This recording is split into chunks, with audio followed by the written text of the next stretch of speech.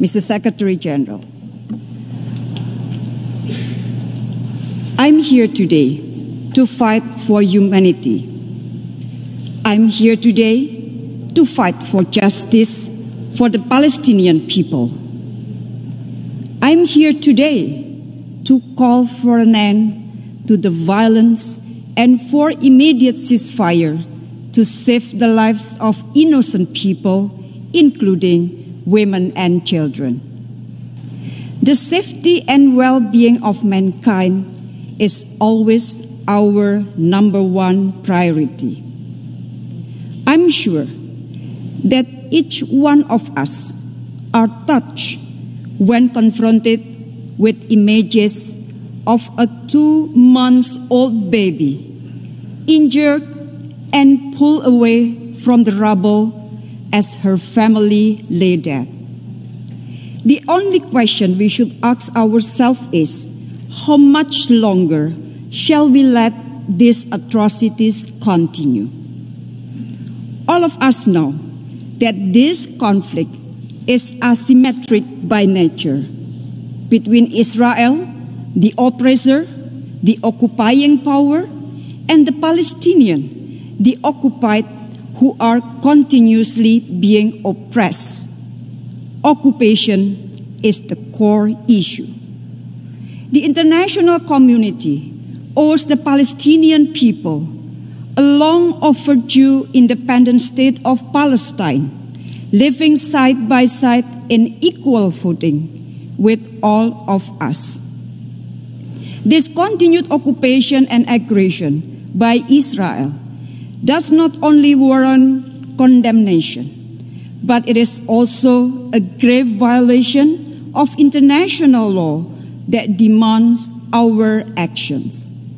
Thus, I call the UN General Assembly to take 3 actions. First, stop the violence and military action to prevent further casualties.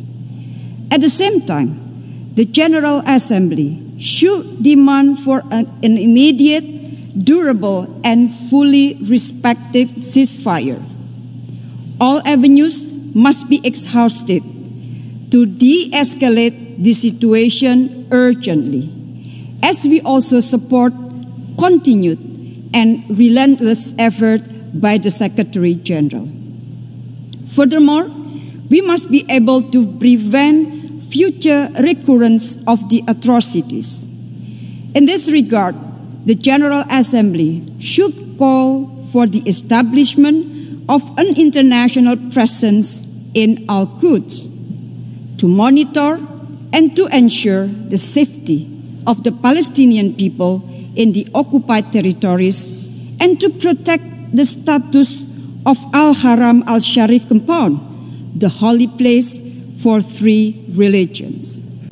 Second, to ensure humanitarian access and protection of civilians. Our ultimate responsibility is to save lives.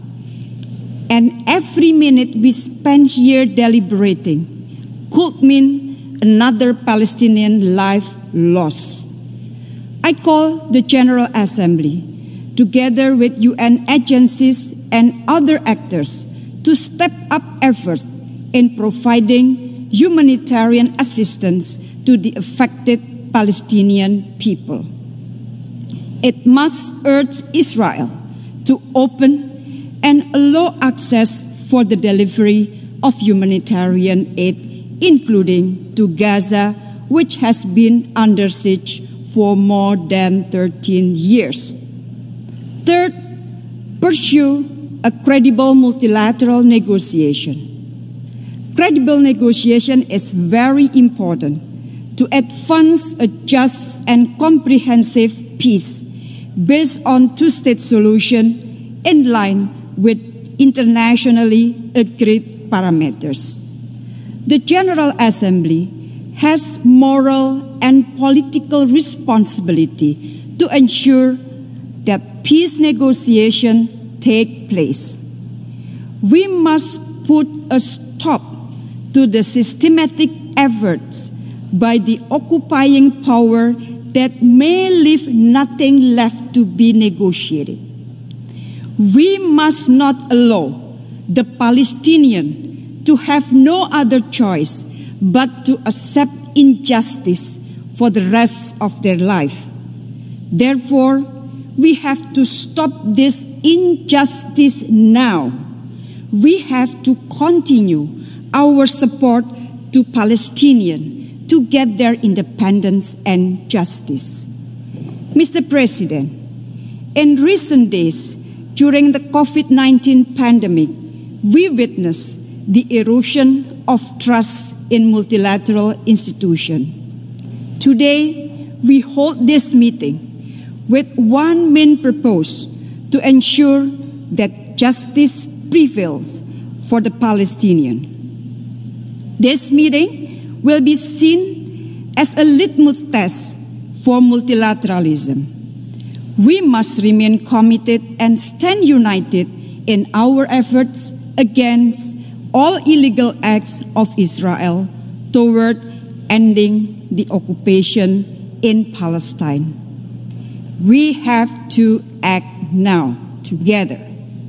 UN has to act now. I thank you.